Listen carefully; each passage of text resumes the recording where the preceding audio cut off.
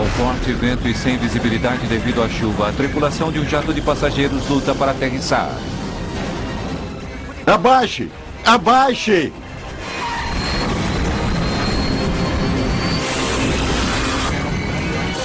Um terrível acidente na aterrissagem leva a uma luta desesperada pela sobrevivência. A única coisa que me importa agora é pegar minha filha Emily e protegê-la quando explodirmos. Emily! Emily! Nós sabíamos que muitos passageiros naquele avião não haviam saído. Abram a porta! Abram a porta!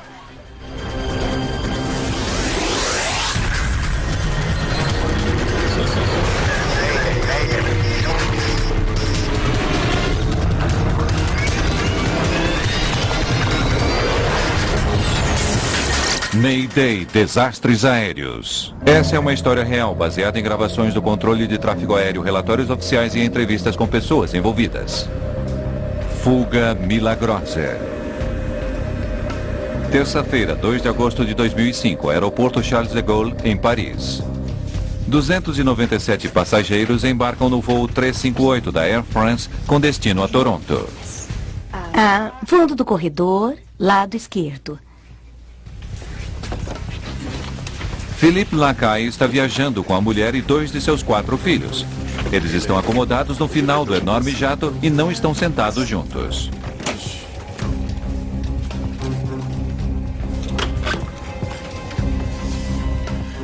Emily, aconteceu de ficarmos separados de Emily. Eles tinham 3 poltronas juntas. E assim estávamos na fileira do meio. E Emily, na verdade, estava sentada algumas poltronas na nossa frente, do lado direito. Por isso, próxima da asa direita do avião. Para Eddie Ho, o voo 358 é a continuação de uma viagem que começou em Joanesburgo. Sou estudante internacional no Canadá, na Universidade Queen's. E todo verão voltava para a África do Sul. Ho está levando bastante coisa em sua viagem. Eu estava levando tudo que tinha. Desde meus livros até minhas roupas, dinheiro para a anuidade da escola, laptops. Essa é também mais uma escala de uma longa viagem para John Cordery Van Dock, que está voltando de uma viagem à Tailândia. Eu mudara a rota nos 2 dias anteriores ao voo de Bangkok, através de Paris para vir direto a Toronto. Enquanto os passageiros continuam a embarcar, a tripulação se acomoda no Airbus A340. O capitão é Alan Rosaille, de 57 anos. Ele está na Air France há mais de 20 anos. Seu copiloto é Frederic No, de 43 anos. Você quer começar ou eu começo? Por que você não começa e eu assumo a aterrissagem em Toronto? Vou verificar o tempo. Nesse voo, os 2 homens resolvem que o comandante Rosaille ficará a cargo da decolagem em Paris e o copiloto No fará a aterrissagem em Toronto. Destino, Toronto, Pearson. A tripulação em geral divide as obrigações para que os copilotos possam adquirir mais experiência. Rosaille e No recebem mais uma pessoa na cabine. Estava me esperando, eu sou Maestro Chessette. Olá, bem-vindo a bordo. Maestro Chessette é filho de um funcionário da Air France e foi-lhe permitido viajar de graça no assento dobrável na cabine do piloto. Eu gostaria que soubessem que eu já fiz isso e eu não vou atrapalhar. Esse avião da Air France é um dos mais seguros do mundo. Desde que os A340 começaram a operar pela primeira vez em 1993, eles têm tido um excelente histórico de segurança. Air France 358. Air France 358, pista 27 à esquerda, liberada para decolagem. Livre para decolagem Air France 358. Tenham uma boa tarde, senhores. Poucos minutos antes das 2 da tarde, o voo 358 está sobre o céu de Paris. Toronto, Canadá. Toronto pode estar a milhares de quilômetros de distância, mas os amigos e parentes daqueles a bordo do voo 358 já fazem planos para encontrá-los quando chegarem. Alô? Audrey? Não vou me esquecer. Pode deixar, eu pego a mamãe e o papai. Não vou me esquecer das crianças também, eu pego todas elas. Em geral, combinamos quem vai nos pegar antes de irmos para a França. Assim fica mais fácil, porque temos muita bagagem e trazemos muitas coisas da França. Assim, acontece que o Julian, nosso filho, iria passar o verão em Toronto e estava livre para nos pegar. Mana, eu ligo pra você assim que eles chegarem. Não se preocupe. Tá tudo planejado. Tá bom? Tá. A gente se fala então. Tchau. Centro, recebemos uma previsão meteorológica, um alerta de calor extremo para Toronto, bem como um aviso de tempestade que já está sobre Toronto.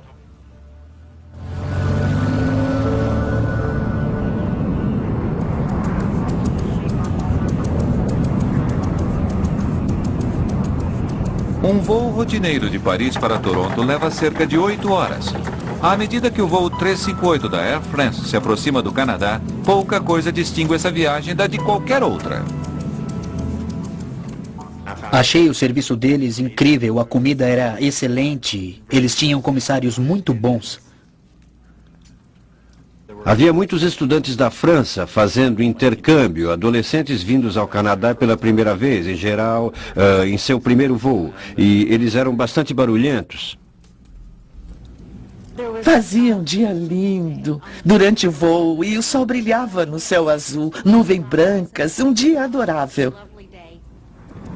O piloto automático faz a maior parte do trabalho para o comandante Alan Rosai e seu copiloto Frederic No. Assim como os dois haviam planejado, No está agora no controle do avião. Temos um novo relatório de tempo. Os dois recebem atualizações regulares sobre as condições atmosféricas em Toronto. Encoberte com chuvas com possíveis tempestades. Temperatura abaixo dos 6,6 negativos.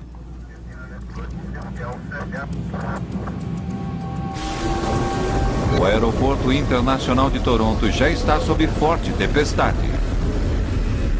Chuva, vento e relâmpagos estão castigando as pistas.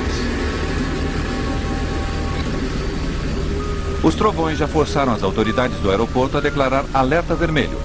Isso significa que as chances de ser atingido por um raio são tão grandes que as tripulações em terra não têm permissão de trabalhar nos aviões. À medida que o voo 358 se aproxima de Toronto, ele entra em um padrão de espera. O tempo não está melhorando. Air France 358, haverá um pequeno atraso. Air France 358, entendi, em atraso.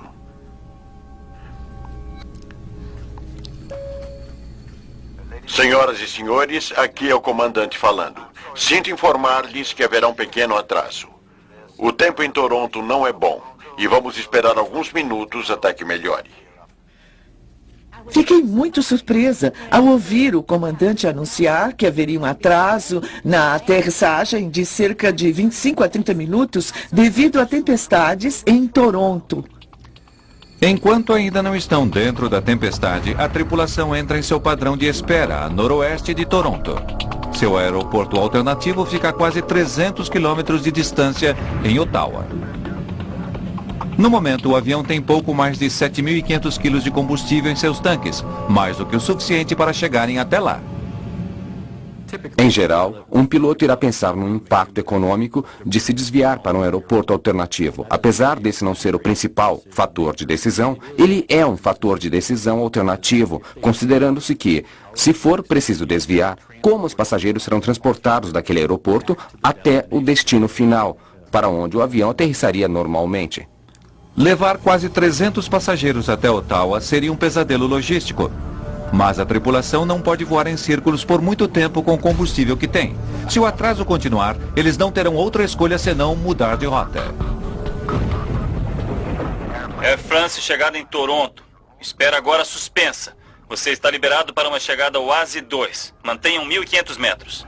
Air France 358, entendido. Cancelamento de espera. Liberado para chegada Oase 2. Hoje o atraso não foi tão grande. Embora a tempestade continue nas proximidades do aeroporto, a tripulação prossegue com os procedimentos para a aterrissagem.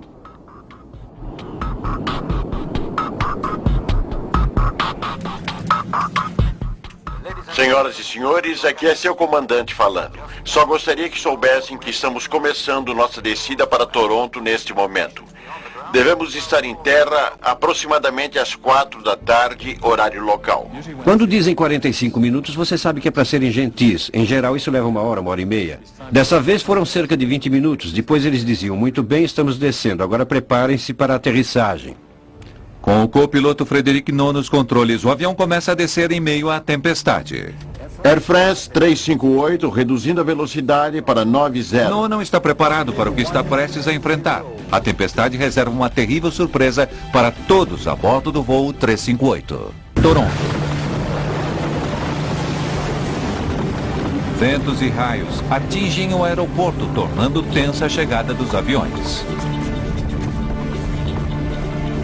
Depois de uma breve espera, o voo 358 da Air France, com 297 passageiros a bordo, começa a descer em meio à tempestade. Flaps 2, Flaps 2. Velocidade total. trem de aterrissagem em posição. Trem de aterrissagem em posição, freios de ar acionados, 4 verde. Trem de aterrissagem em posição, freios de ar acionados, 4 verde.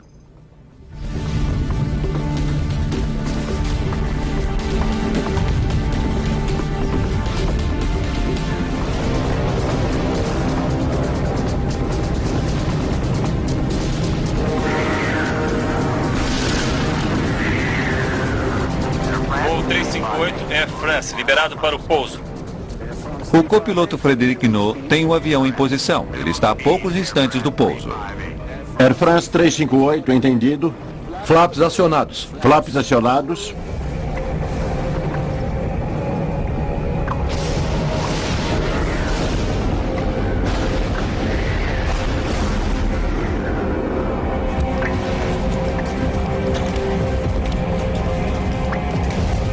Estava ficando cada vez mais escuro. Estávamos em meio a centenas e centenas de raios. A cada segundo tínhamos raios ao nosso redor.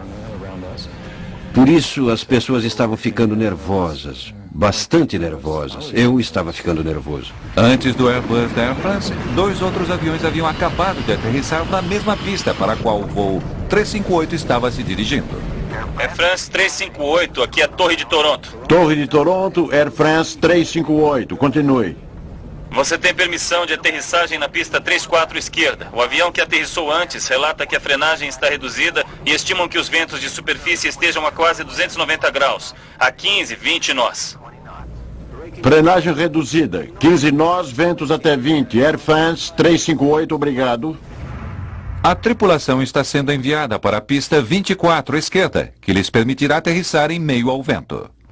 Ela é também a pista mais próxima da maior rodovia da cidade, onde o tráfego de final de tarde está cada vez mais intenso.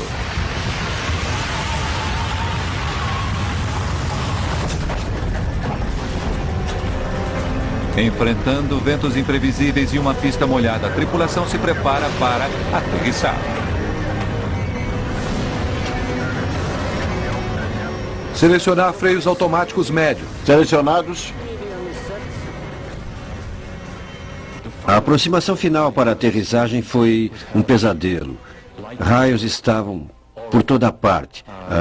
A turbulência era enorme. Era possível sentir o piloto lutando com o avião para mantê-lo alinhado à pista e aterrissar. E demorou demais para se alinhar. Eu sei que meu filho a meu lado estava ficando bastante nervoso. Eu estava ficando muito nervoso vendo minha filha tão longe de nós. Eu apertei mais ainda meu cinto, esperando que fosse uma aterrissagem muito difícil e que o piloto fosse se firmar bem na pista, ou que fôssemos talvez tocar a pista e subir novamente, e ele aumentaria a força e daria a volta, porque eu sabia que não seria um pouso normal. Aterrissando. Piloto automático autothrust desligados. Às 4 horas e 2 minutos, o voo 358 da Air France ronca sobre o início da pista.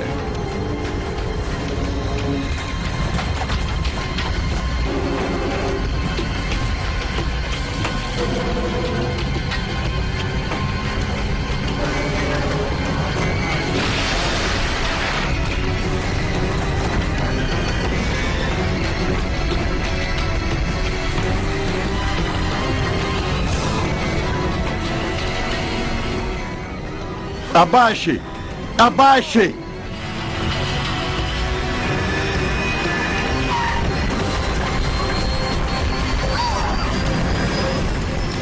A aterrissagem foi mais intensa e difícil do que qualquer outra por qual eu tenha passado em outro avião. Foi uma aterrissagem muito difícil e todos começaram a aplaudir e até mesmo a senhora sentada ao meu lado, eu me lembro bem disso. Ela disse, foi uma aterrissagem incrível.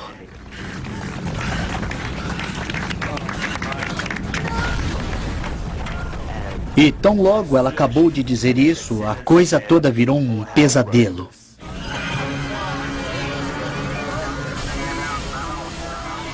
Começamos.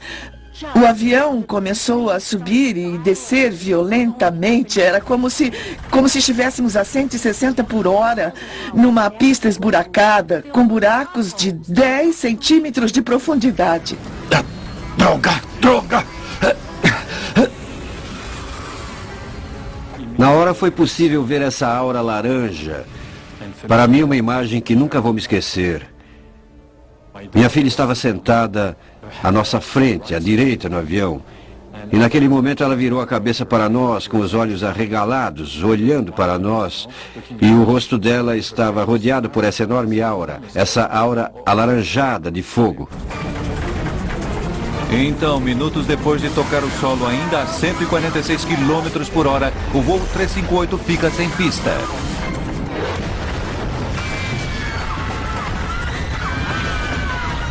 Naquela hora eu achei que todos fôssemos morrer. Estava claro que ninguém poderia sobreviver àquele tipo de coisa. Achei que fosse o fim.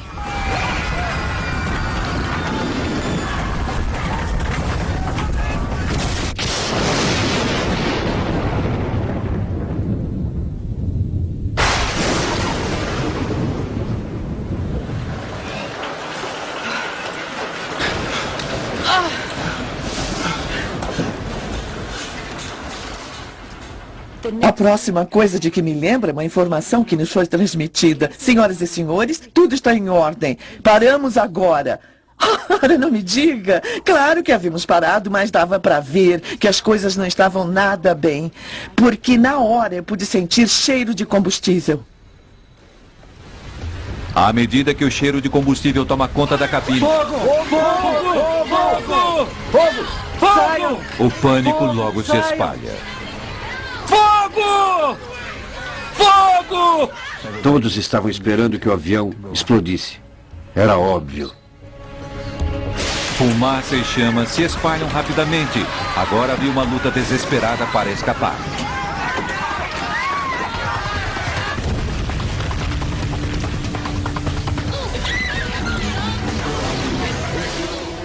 Abram a porta! Abram a porta!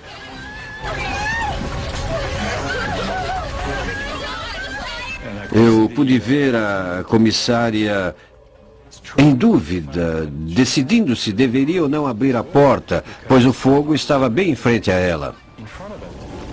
Na parte da frente do avião, uma espessa fumaça entra pelas portas abertas. Joan Corder Boondock corre para o outro lado do avião. O senhor à minha frente segurava a sacola dele e estava meio que tateando, tentando sair dali com ela pela rampa. Ele era um homem bem grande e a rampa não se estendeu totalmente. Por isso eu saltei pela rampa acima dele e cheguei ao solo. Eddie Ho também tinha conseguido sair, mas não pelo escorregador. E as pessoas estavam me empurrando, eu mal conseguia me controlar. Eu estava como que eu também não queria pular, porque eram cerca de uns 5 metros, pelo menos. Ele está bem? Eu não sei. Ele está bem? Não sei. Na cabine do piloto, o comandante Rosain ficou gravemente ferido quando sua poltrona foi arrancada do chão pela força da colisão. Com segundos preciosos passando, a comissária próxima de Lacaille consegue abrir a porta de saída. Ainda que os passageiros tenham de enfrentar o fogo e a fumaça do motor em chamas, eles pulam para fora do avião. Eu os empurrei para baixo. Minha esposa desceu. Eu desci. Corremos o mais rápido que pudemos através de metal retorcido e espinhos e tudo aquilo que havia ficado no terreno onde estava o avião.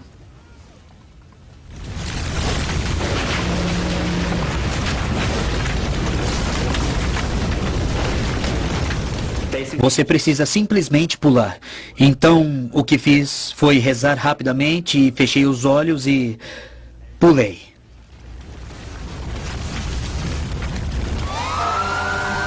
As equipes de emergência conseguem chegar ao local do avião em chamas em apenas 52 segundos depois da colisão. Mas com a ameaça de uma explosão é perigoso ficar perto demais. Era muito difícil ver qualquer coisa devido à chuva que estava caindo. Havia muita fumaça envolvendo o avião. Ainda havia um pouco de fogo e era possível ver que algumas partes do avião tinham se quebrado. Algumas rodas estavam na lateral da pista, assim também como partes das asas do avião que haviam se quebrado. Philippe Lacaille e sua família sobem com dificuldades a colina, onde o avião acabara de mergulhar. E naquele momento, o avião explodiu. Uma, duas, três vezes era possível sentir e ouvir aquela enorme explosão acontecendo. Na primeira vez, eu olhei e eu mal podia acreditar no que eu via, porque era possível ver coisas voando pelos ares. E claro, naquele momento eu imaginei, meu Deus, poderíamos ter sido nós. Nós tínhamos uma visão perfeita do avião e víamos aquela fumaça escura saindo pelas laterais do avião e as chamas amarelas e laranjas e vermelhas. Estávamos bem, mas sabíamos que muitos passageiros naquele avião não haviam conseguido sair.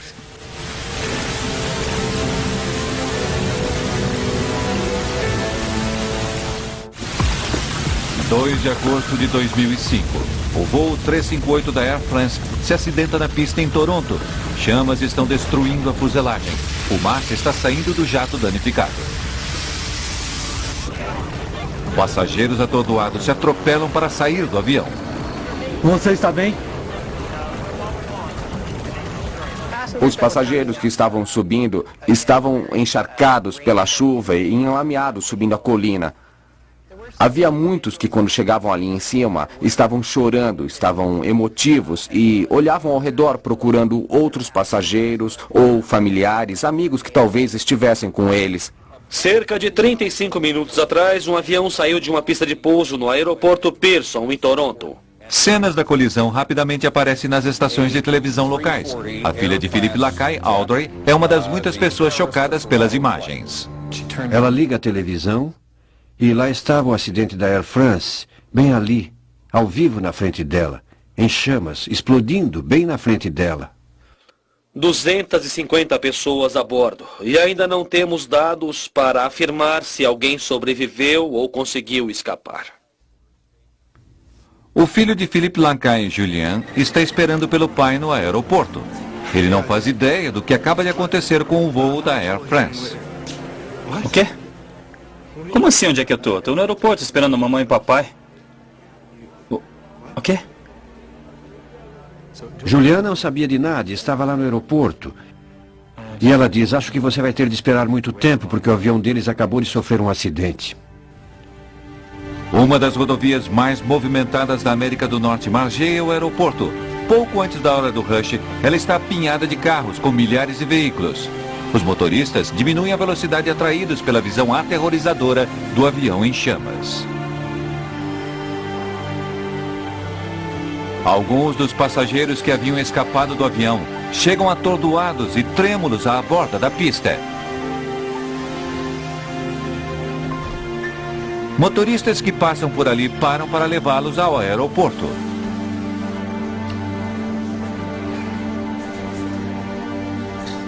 Naquele momento, havia apenas 25 ou 30 pessoas comigo no aeroporto e nesse ponto você começa a pensar, somos só nós?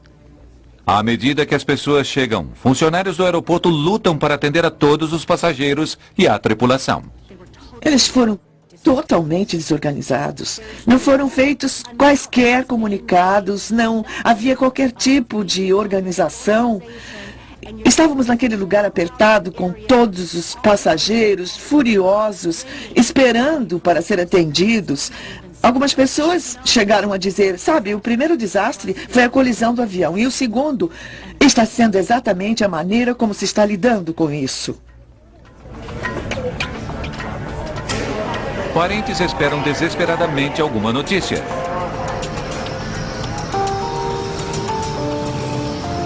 Julien Lacaille é apenas um entre muitos que temem o pior. Por pelo menos 1h30 eles pensaram que estávamos mortos. Isso é uma vergonha, porque, claro, entramos em pânico, estávamos muito assustados. Mas as famílias que esperavam os passageiros estavam ainda mais assustadas, porque aquilo durou muito mais tempo. Eles realmente acreditavam que seus familiares haviam morrido. Finalmente, horas após o acidente, passageiros cujos familiares os esperavam se encontram. Julien! Julien! Nossa, tá tudo bem? Filho, tá tudo bem? Bom. Vocês estão bem? Estamos. Finalmente encontramos Julien. Eram 11 da noite. Foi... Meu Deus, tivemos sorte. Tanta sorte de estarmos vivos. É difícil explicar, mas é como se você tivesse recebido uma segunda chance. Ali estava meu filho e talvez eu não tivesse dito que o amava quando fui para a França. Foi um momento muito bom. Um momento de profunda emoção. Esse é apenas um dos muitos encontros. Demorou horas, mas no início da noite, a Air France e as autoridades locais puderam fazer uma declaração incrível. Surpreendentemente, todos os passageiros e toda a tripulação do voo 358 haviam conseguido escapar do avião em chamas.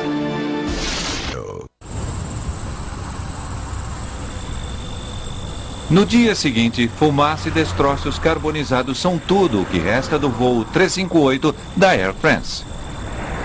O Airbus A340 é um avião sofisticado, de alta tecnologia, com um brilhante histórico de segurança. O que teria acontecido de tão errado?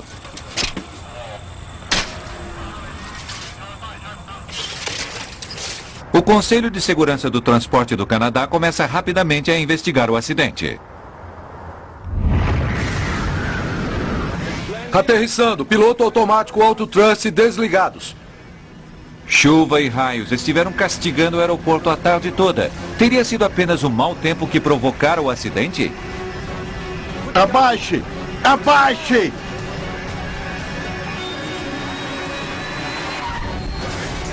Nem o piloto ou o copiloto falaram publicamente a respeito do acidente. Nós temos que sair agora! Devido a processos que foram iniciados logo em seguida, a Air France não permitiu que seus funcionários que estavam no avião falassem com a mídia. Tudo bem? Não sei. Ele está bem? Eu não sei. Mas o ex-instrutor da Air France, Hervé Labarthe, conversou com o comandante Rosaille. Acho que conversamos por uma meia hora. Ele me disse, e esse é o ponto principal, que ele pediu o controle de voo. Mais especificamente, ele informou ao controle que ele havia chegado ao ponto em que teria de considerar um desvio. O que ele me disse foi que o controle lhe informou que eles logo liberariam a pista. Havia, claro, muitos raios, chuva, turbulência, e a turbulência pode ter um efeito arrasador. Pode tornar difícil a leitura dos instrumentos, fica mais difícil manejar o avião.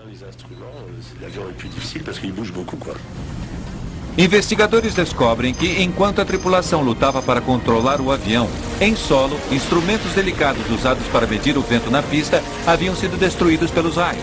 Com o equipamento em terra destruído, eles tinham de se valer de sistemas a bordo para obter informações sobre as condições do vento. Os equipamentos a bordo dão apenas a direção e velocidade real do vento no nariz do avião naquele exato momento, mas não prevê o que há à frente.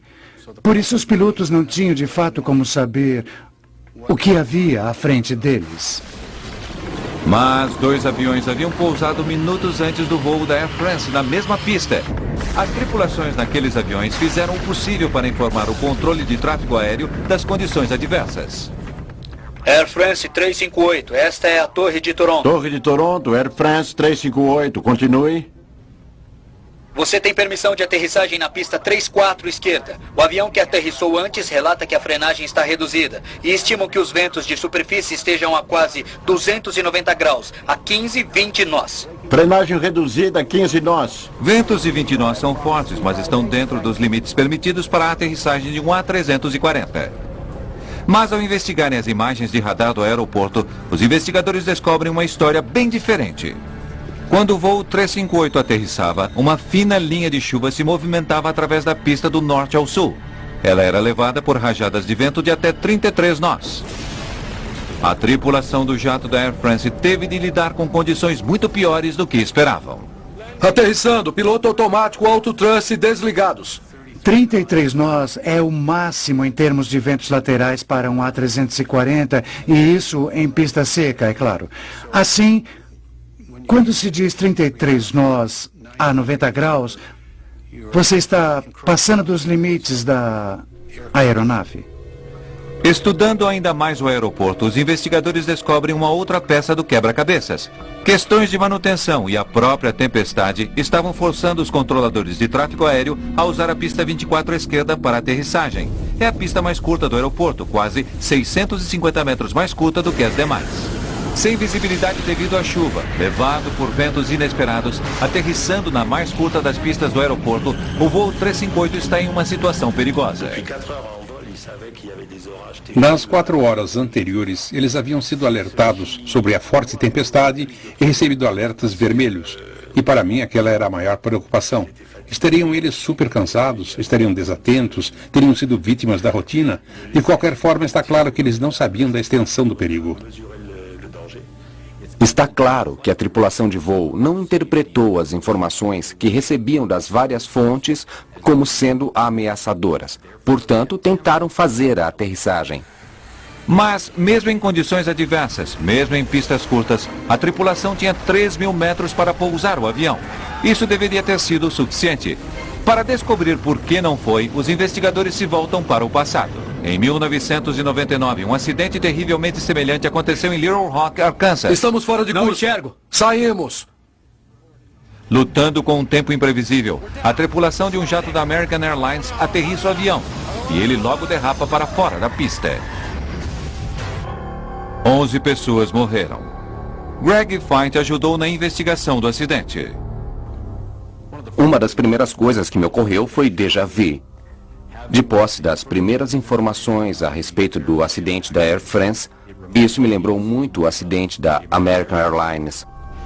No acidente em Little Rock, Feint descobriu que a tripulação havia cometido um terrível erro que contribuiria significativamente para o acidente. Eles não haviam seguido todos os itens da lista de procedimentos e não tinham armado os freios de ar que diminuem a eficácia de levantamento das asas e mantêm o avião sobre suas rodas principais para que a ação de frenagem seja mais eficaz. Freios de ar são apenas uma das várias maneiras que os pilotos de jatos de passageiros usam para frear grandes aviões. Freios de ar são usados para redirecionar a força do motor para frente quando o avião aterrissa, e freios sofisticados ajudam a diminuir a velocidade do jato.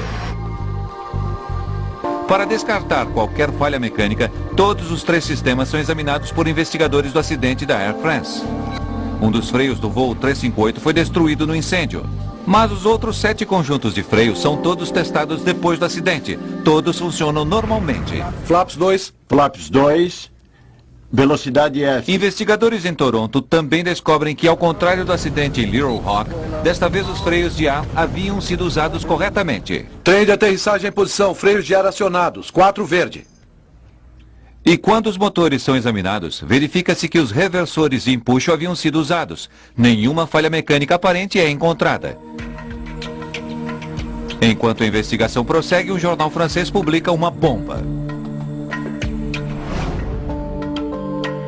o Le Figaro publica uma história alegando que os reversores de empuxo que os motores a jato usam para diminuir a velocidade só haviam sido acionados depois que o avião já estava na pista há mais de 12 segundos.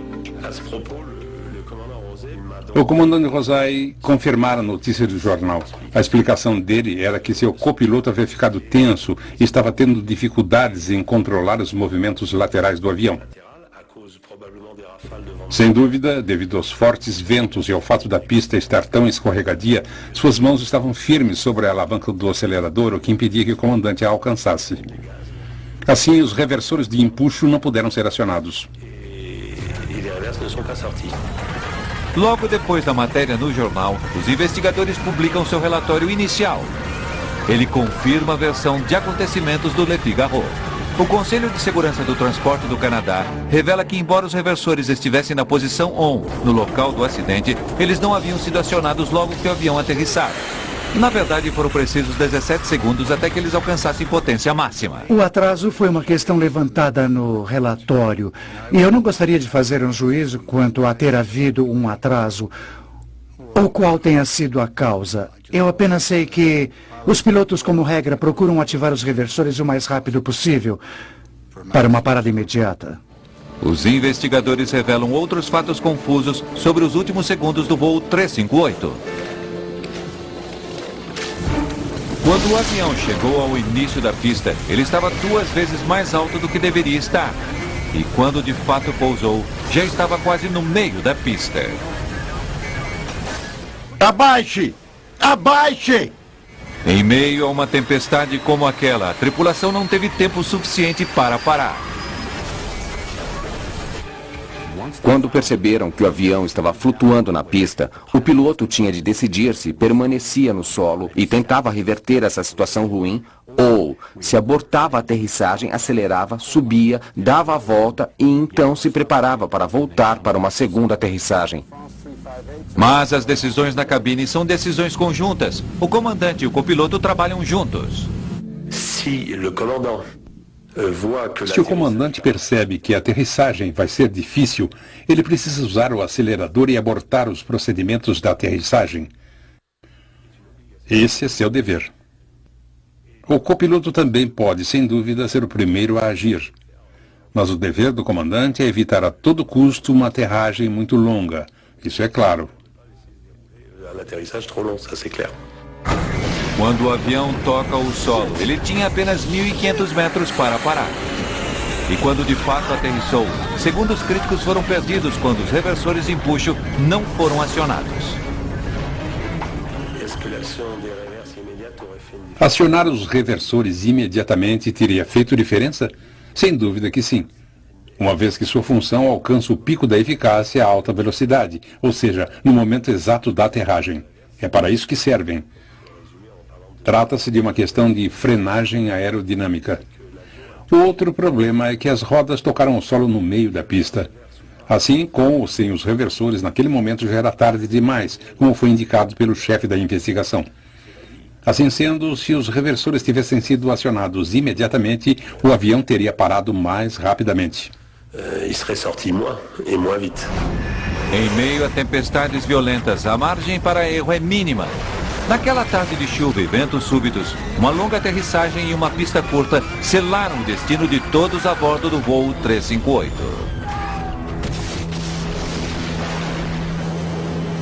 O que preocupa algumas pessoas na indústria da aviação não é esse voo em particular, mas a realidade é que as saídas de pista são frequentes demais. Elas acontecem no mundo todo. E os procedimentos de segurança que poderiam evitar que isso acontecesse não estão sendo usados. Em agosto de 2005, o voo 358 da Air France sofreu um acidente ao ultrapassar o final de uma pista em Toronto. Foi um acidente terrível, mas por incrível que pareça, todos sobreviveram. Mas o voo 358 não foi o único jato a sair de uma pista em 2005. No mundo todo, ocorreram outras 37 saídas de pista. E a causa de todos esses acidentes era incrivelmente semelhante. Há alguns fatores que ocorrem repetidas vezes em acidentes envolvendo saídas de pistas: as condições climáticas, o estado da superfície da pista Ela pode estar molhada, coberta de gelo, pode haver neve, velocidade além da velocidade de aproximação normal para uma aeronave que não diminua quando ela tenta aterrissar.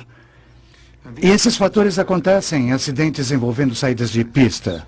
Ao contrário do acidente em Toronto, algumas saídas da pista são mortais. Esse voo da Southwest Airlines em Chicago deslizou para fora da pista vários meses depois do acidente da Air France. Uma criança pequena foi morta em um carro que passava em uma rodovia próxima dali.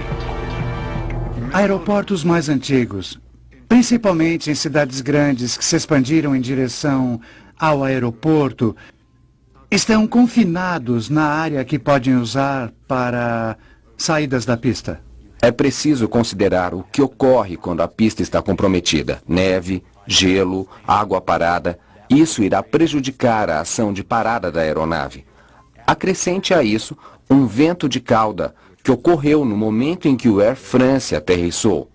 Isso, juntamente com uma pista comprometida, pode prejudicar muito o pouso e, na verdade, pode aumentar os problemas em 50%.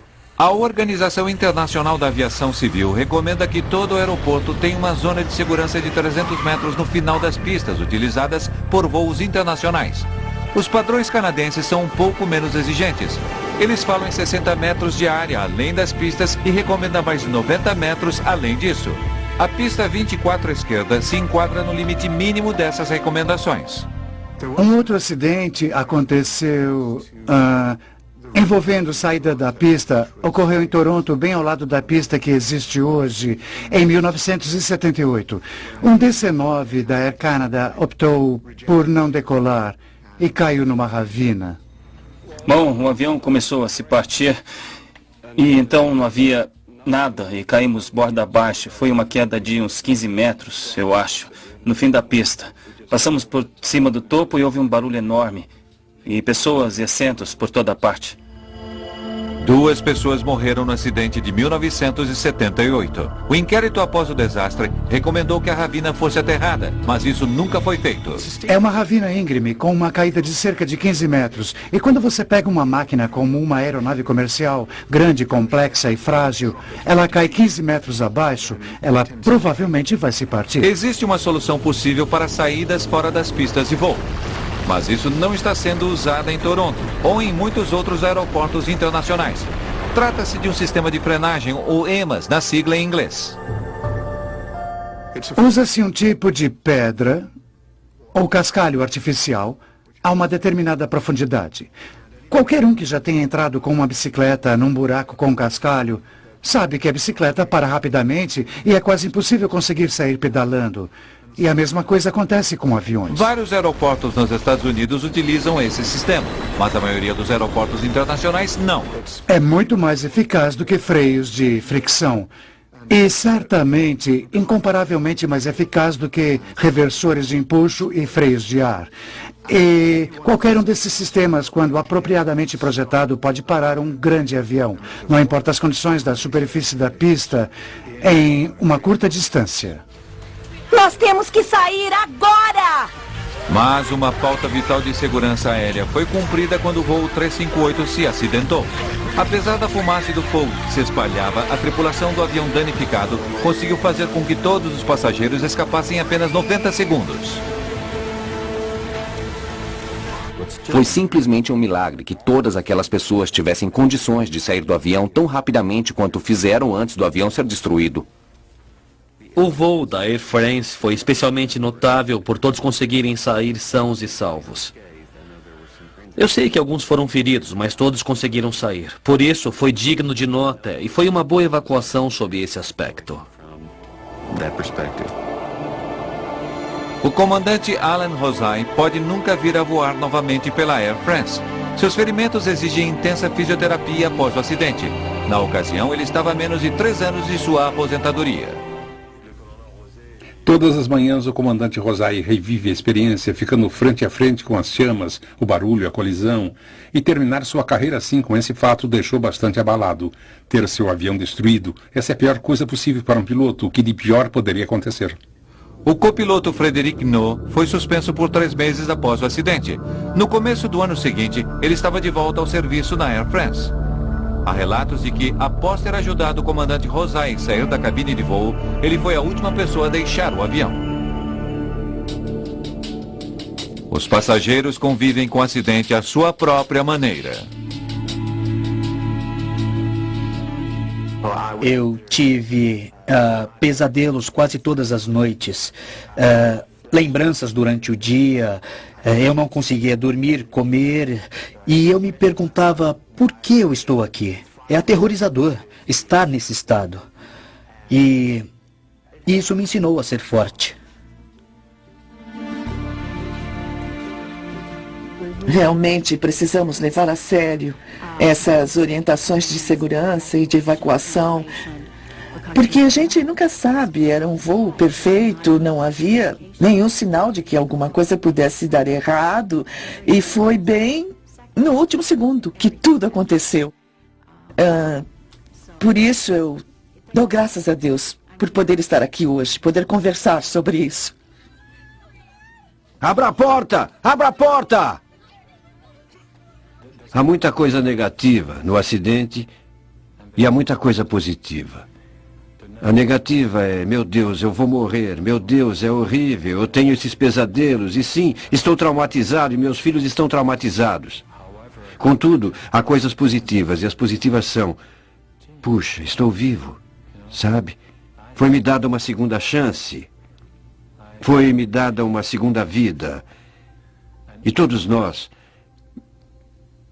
minha esposa e meus filhos, eu, todos nós vivenciamos os mesmos efeitos positivos do acidente, que é, temos de retribuir, nós temos de fazer alguma coisa para outras pessoas, temos de levar nosso coração, nossa compaixão às pessoas que necessitam. É quase uma terapia para nós. Quanto mais a gente faz para os outros, melhor a gente se sente. Por isso, para mim, eu acredito que se levar meu coração a outras pessoas, isso também vai me ajudar.